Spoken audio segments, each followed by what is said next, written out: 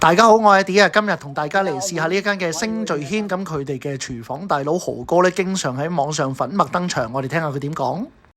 你日日搞埋啲9個8嘅點心，賣到咁平，做死人咩？我哋呢啲早市點心都係9個8啫，呢啲午市點心都係12個8啫，好抵食啊！啟德附近嘅街坊，得閒過嚟就揾我豪哥啦。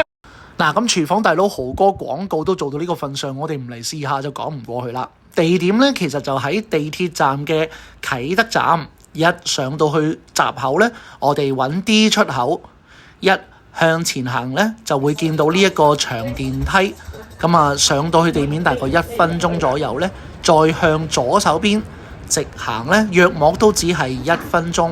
喺呢一棟大廈樓下咧，就已經見到佢哋星聚軒嘅招牌。門口玻璃咧貼住咗佢哋早市、午市同下午茶嘅特價套餐嘅。上到去1樓咧，見到佢哋星聚軒門口貼咗好多唔同明星嘅照片啦，睇嚟咧都係有啲來頭嘅。嗱，一坐低循例點咗個普洱，見到咧佢哋個茶嘅底座有個小蠟燭，都幾企理嘅。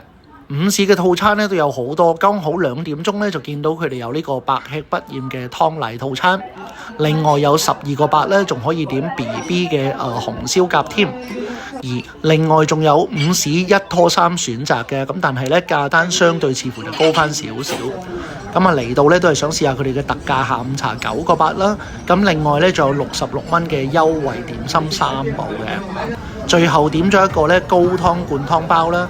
櫻花蝦帶子腸、醬香蒸鳳爪啦，同埋黑松露鮮蝦卷嘅。見到呢一個嘅春卷裏邊咧，有好多嘅紫椰菜，可能咧係因為將蝦滑咧打成咗膠啊，咁咧蝦味要食到最後先至食得到出嚟。但係咧味道好濃郁，配咗滿滿嘅椰菜咧，感覺係相當之清新嘅。跟住咧就到咗佢哋嘅高湯灌湯餃，一嚟咧就先試咗佢哋嗰個嘅清湯啦，咁啊的確咧係好鮮甜嘅。然後咧睇下裏面嘅餡料咧，我覺得似魚蓉啦，又有少少似蝦滑，但係相對嚟講咧，我覺得佢嗰個組合就比較單調，食落去咧就唔算係太過豐富啦。到咗佢哋嘅醬香鳳爪咧，醬香味就十足啦，但係咧一入口嘅時候就比較有嚼頭，感覺咧口感似係偏向咧白雲鳳爪嘅感覺。喜歡有嚼頭嘅朋友咧，就應該啱晒呢一味餸啦。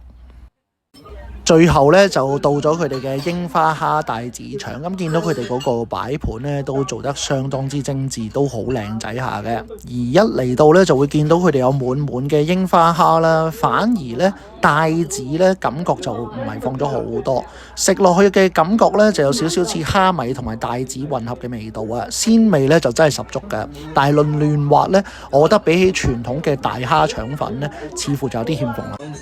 試完晒4個點心咧，都覺得相當之滿意㗎啦。咁啊諗住飲埋杯茶就埋單啦。點知咧有個阿姐推咗個蛋撻出嚟咧，就話13蚊特價俾我試下。一於咧就試下佢啦。試完咧，咁啊蛋黃咧其實都算係嫩滑嘅。咁啊個皮咧亦都叫交足功課，當係一個甜品都相當不俗。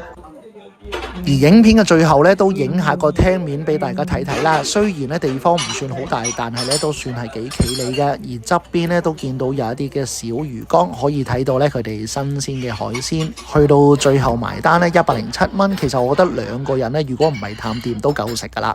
咁啊見到佢哋大廚阿豪哥咧咁賣力咁樣去賣廣告，咁大家咧都不妨嚟試下。如果喜歡呢個影片，可以俾個 like 同 subscribe。我哋下次再見，拜拜。